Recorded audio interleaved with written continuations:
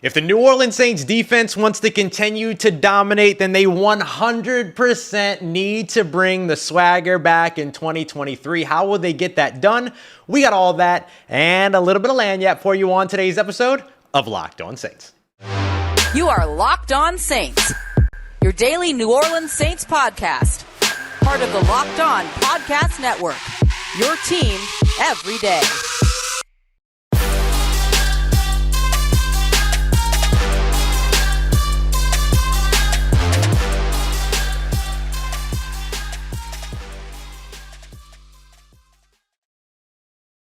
What is good, Who Dat Nation and Who Dat family? Welcome into another episode of Locked On Saints, your daily podcast covering your favorite team, the New Orleans Saints, part of Locked On Podcast Network, your team every day. Thanks so much, as always, for making Locked On Saints your first listen of the day every day. Don't forget, you can subscribe and follow for free on YouTube or wherever you get your podcasts, and keep the conversation going with me one-on-one over at joinsubtext.com/LockedOnSaints. As always, I am your host, Ross Jackson, at Ross Jackson Nola on Twitter, your New Orleans Saints expert, credentialed member of the media. You can find me over at Saints News Network, Sports Illustrated's Fan Nation site covering the New Orleans Saints. You can also check me out every single Tuesday on Locked On NFL podcast, and of course, here with you every single Monday through Friday, and then some on Locked On Saints. Appreciate you as always for being here, y'all, for another live episode of the show. Big shout out to everybody in the chat checking out the show live,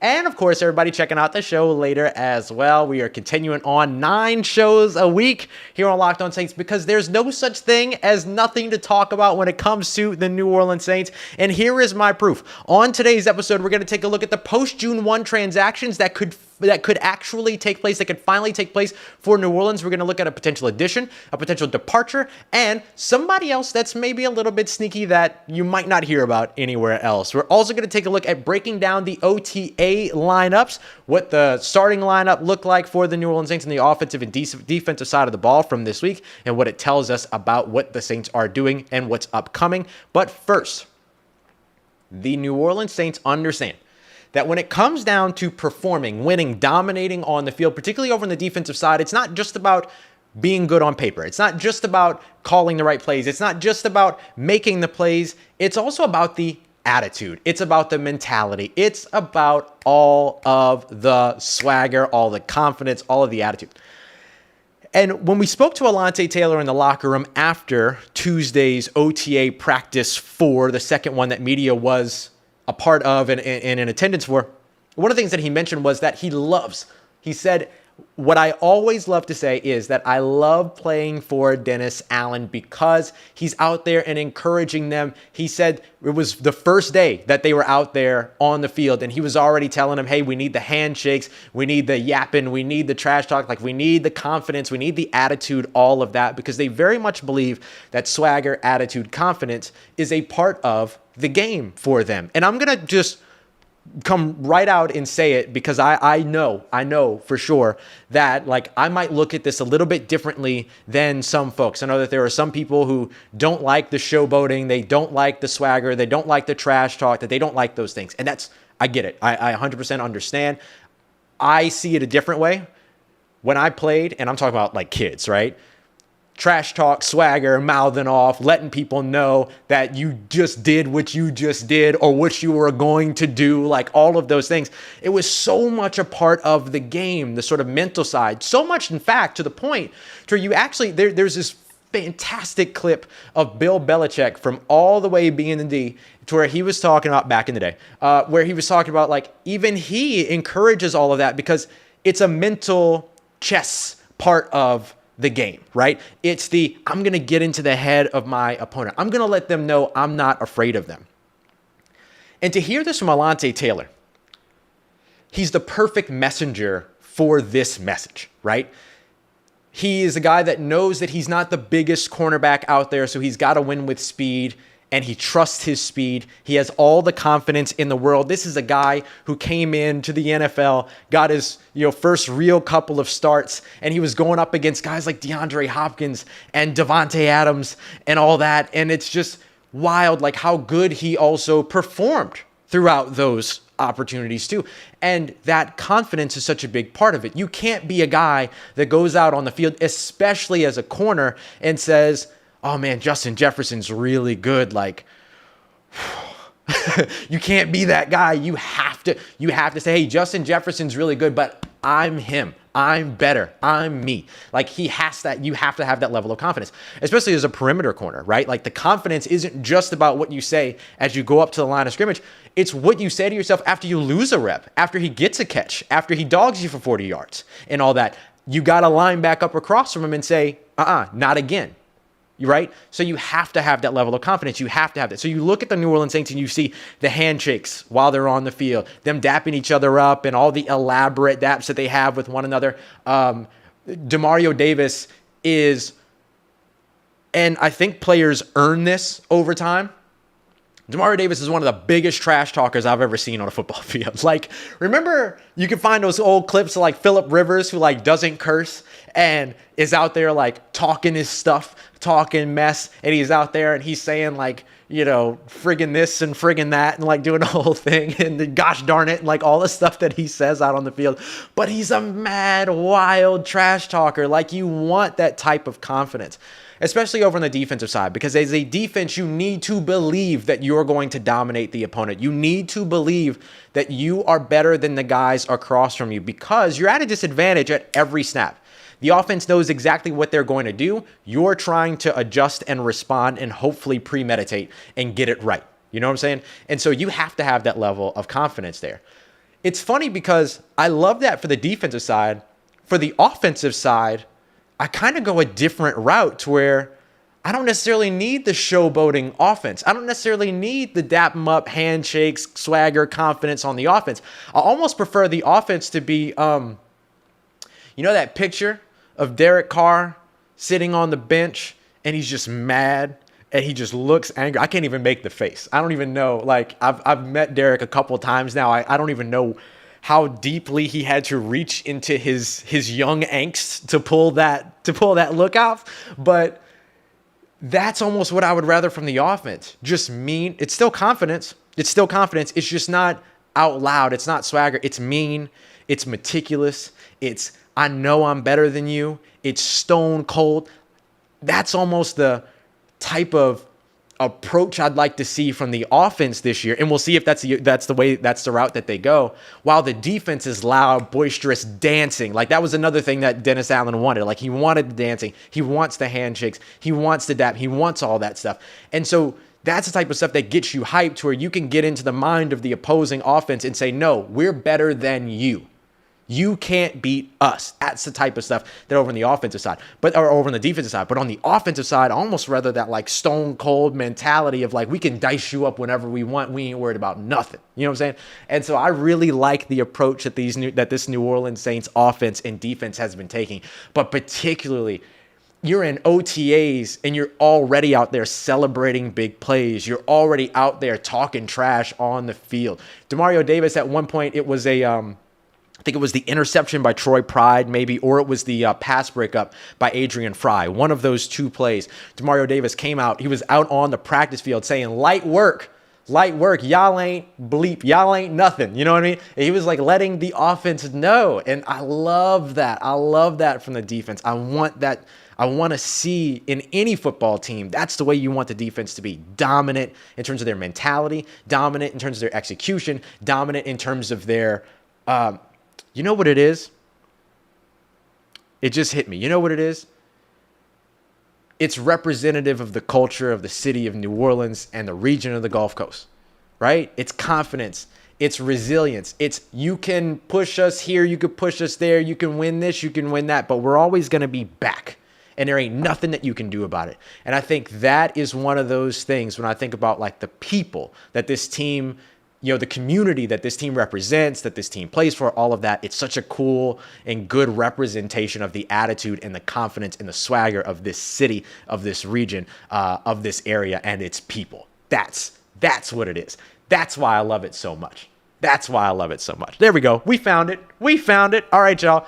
Coming up next, let's take a look at what is going down with the New Orleans Saints when it comes to their offensive and defensive starting lineups during OTAs. Who was on the field, who was where, and what does it mean? We got that coming up for you as we continue on with a hype episode. We are hyped today. Hype episode of Locked On Saints, part of the Locked On Podcast Network, your team every day. And today's episode of Locked On Saints is brought to you by our friends at FanDuel Sportsbook, the number one sportsbook in all of America, and of course, the official sportsbook partner of the NFL, and here on the Locked On Podcast Network. And right now, they have an insane offer to where if you've never used FanDuel before, now's the time.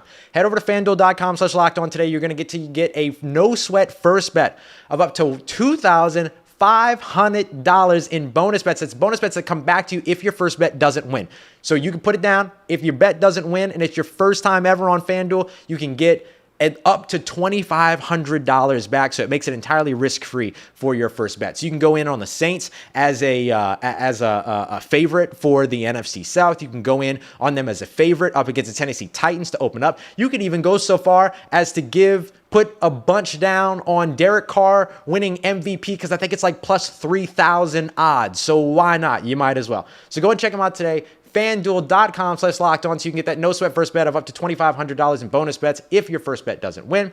And of course, you can find more. FanDuel.com/LockedOn. Make every moment more with FanDuel, an official sports betting partner of the NFL.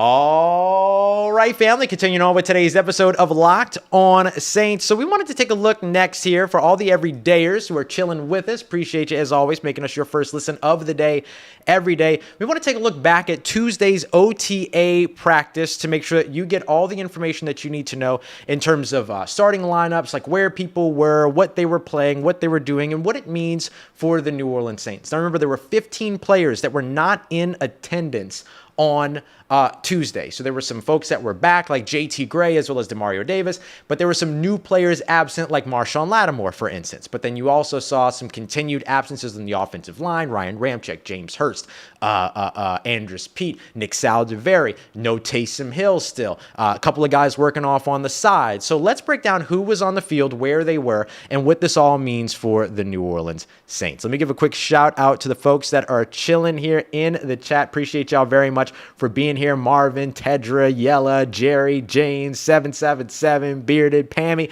Tedra. I see all y'all. Thank y'all very much for being here, catching the show live, and of course for all the folks catching the show later as well. So let's take a look at the starting lineup for the New Orleans Saints in OTAs. The offensive line, going from left to right, was Landon Young at left tackle. Lewis Kidd was at left guard. Eric McCoy assuming his usual role as center. Then you had Calvin Throckmorton at right guard, Storm Norton at right tackle. So you see some new faces here a new face here in Storm Norton.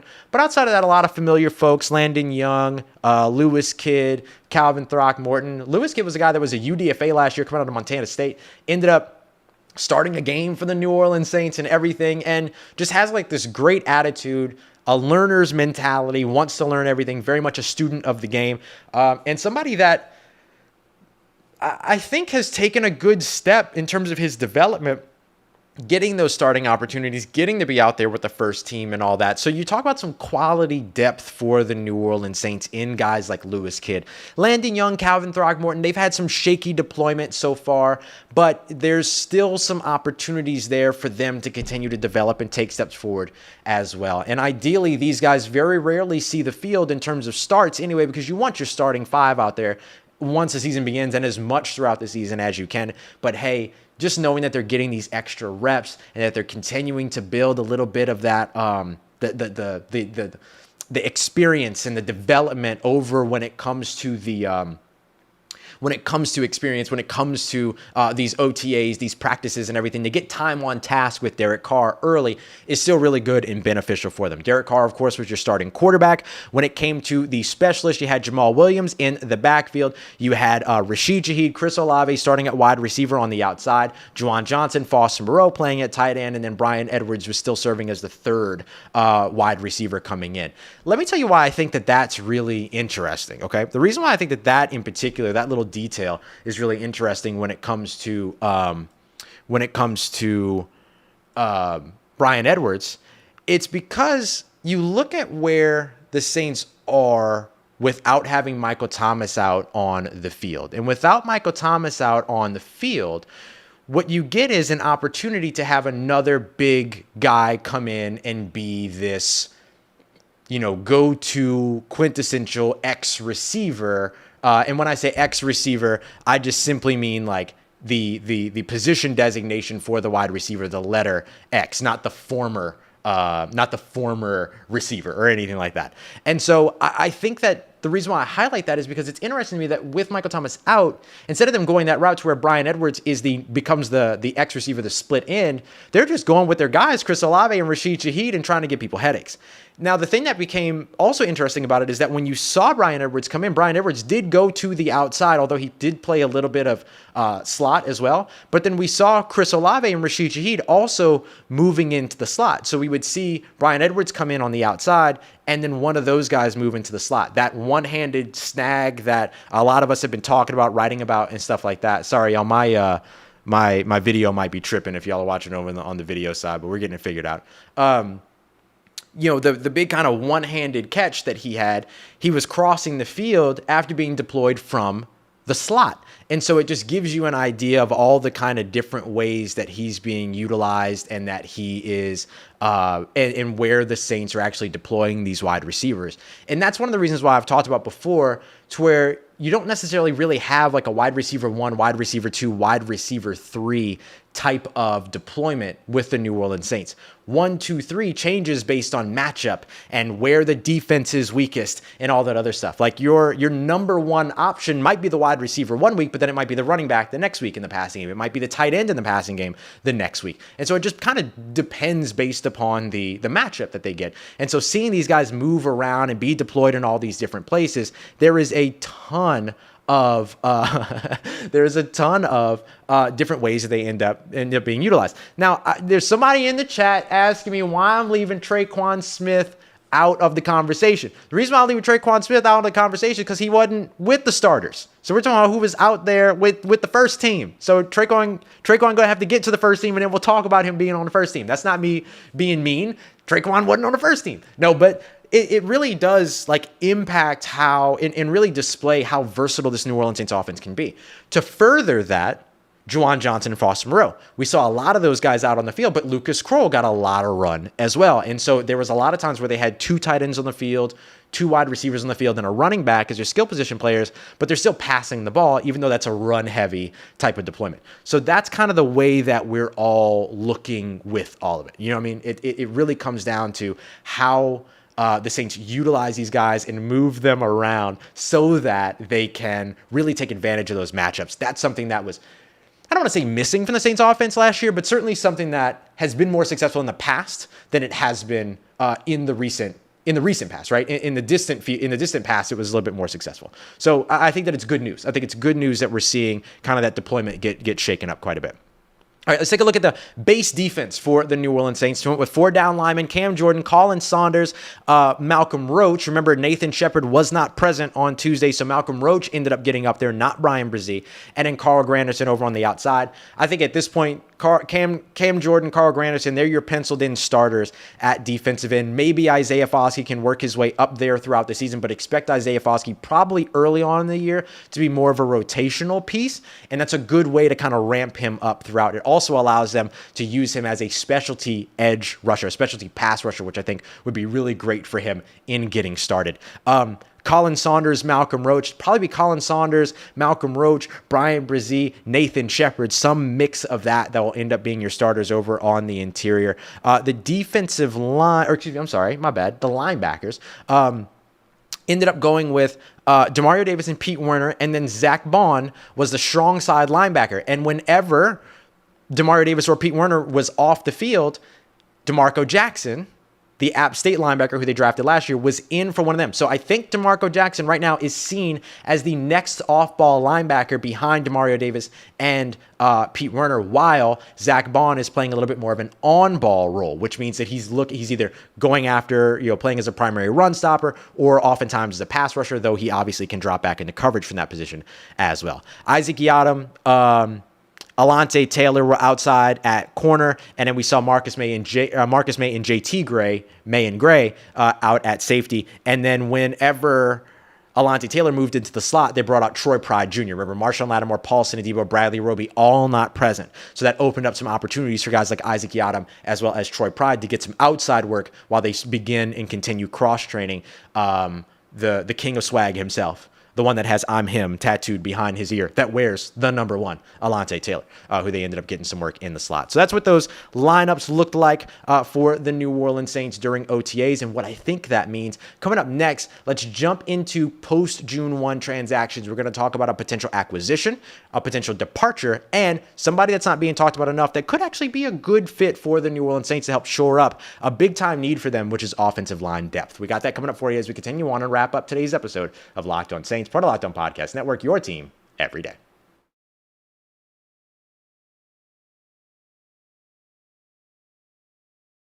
Oh, let's get it. Who Dat Nation, wrapping up today's episode of Locked On Saints. Almost used the segment 2 intro instead of the segment 3 intro, but y'all saw me on the quick correct, huh? I appreciate y'all very much for being here for another episode. J Muse, what is good? Appreciate the compliment and I see all the love. I appreciate y'all so much. I see a good question from 777. I'm going to come back to it to close out the show on Marcus May, but let me start off here with the post-June 1 transactions because it's kind of the hot topic right now. But it's not like the biggest story because nothing's really happened yet. It's just a lot of speculation. So I want to go through an acquisition, a departure, and a, hey, learn this guy's name just in case for post-June 1. So remember, you're good, Brett. You're not late, bro. You showed up when you're supposed to show up. You're right on time. Yes, Pammy, I am super hype. So what I want to look at here is 3 different ideas for the Saints when it comes to post-June 1 transactions. It is now June 1st as we're live here. So that means June 2nd, deferments begin to happen if teams move on from players. What that means is that instead of you having the entire bit of money guaranteed to a player on a contract completely accelerating to the moment that you release them, one portion of it comes off this year in terms of what is on the books for you this year, and then the rest is deferred to next year. So it makes it a really, really good.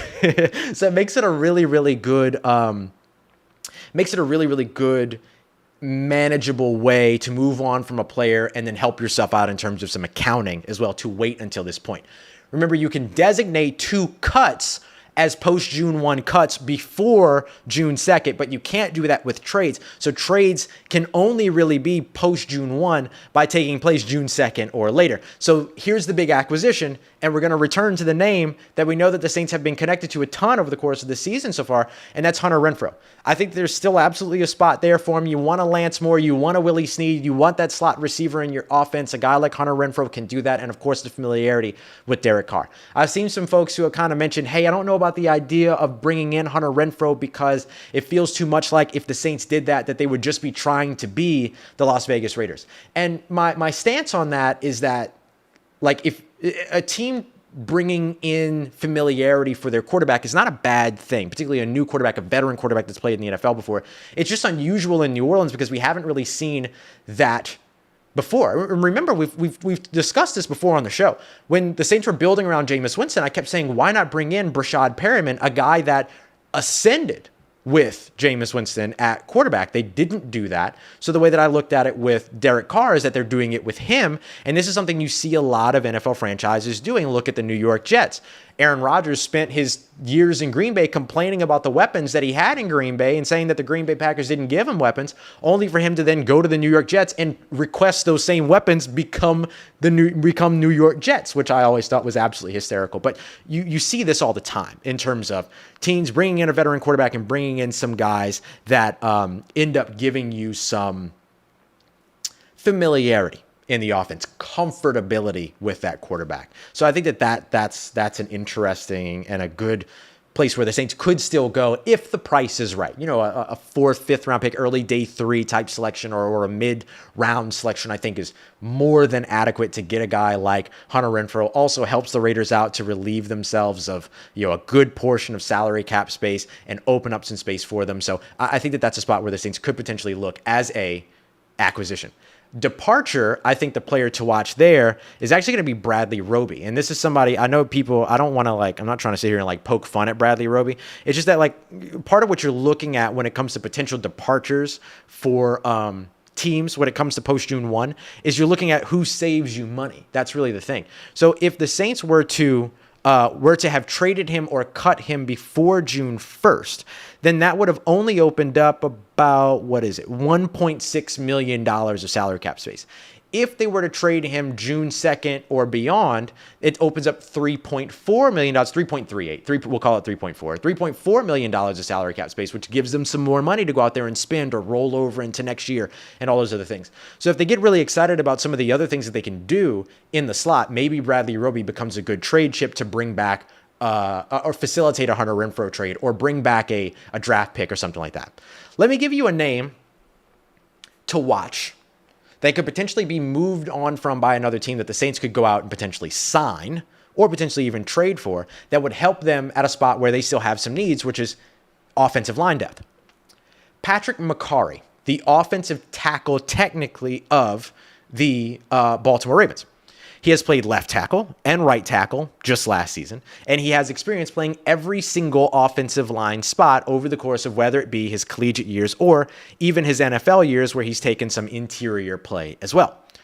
So a guy like Mekari, who throughout his career has been a pretty successful blocker, has some development, hasn't gotten a ton of opportunities, but does have some development. His pass blocking grade last year was 80.3, according to Pro Football Focus. He's always been hovering around the 60s and 70s in terms of his run blocking grade as well. He's gotten better and better and better every year and has played all these different positions. So you look at positional versatility, you look at the versatility of scheme, and you look at you think about what it is that the Baltimore Ravens have been so good at and have emphasized in their offense, and it's the run game. And I think the Saints want to do that as well. And so a guy like Patrick Mekari, who has all of these different experiences and has all of this experience at different places, could be a name to watch. 6'4", 305 pounds.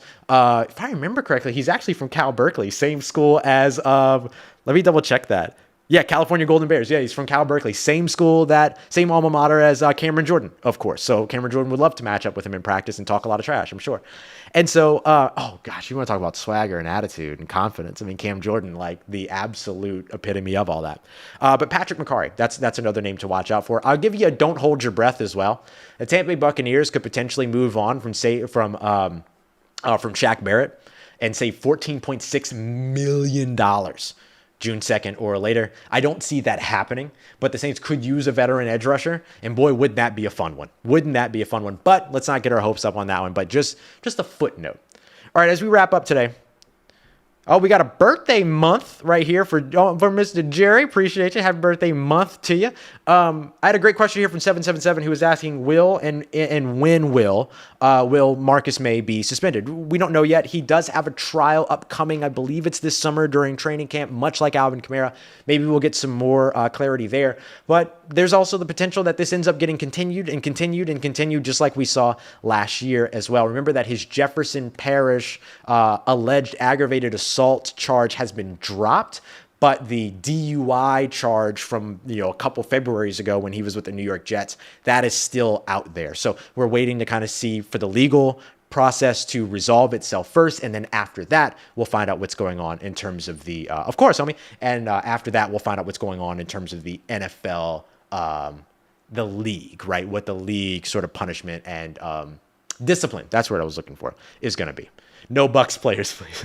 I feel you. All right, y'all. That's going to do it for today. Appreciate everybody for being here for another live episode. We'll be back at you. We'll be back at it again tomorrow morning. We'll have some clips and stuff from OTAs, Dennis Allen, Alontae Taylor, so on and so forth. So we're going to get all that in going into tomorrow morning's episode. Make sure that you check that out. Remember, if you want to keep the conversation going, join subtext.com/lockedonsaints. I'll get it done for you. Free trial for 14 days, then it's $4.99 after that. If you want to hang around and help support the show, get you some early information, all that good stuff. So make sure you go and check it out today whenever you get the chance. Appreciate you, as always, for being here for another episode of Locked on Saints, making me a part of your day, part of your routine. As always, if you see me, say hi, and if you need anything else around your New Orleans Saints in between these episodes, make sure you follow me on Twitter at Ross Jackson, NOLA. Hit me up. Let me know how the family's doing. Let me know how you're living. Let me know how you're momming them. And trust Who Dat Nation.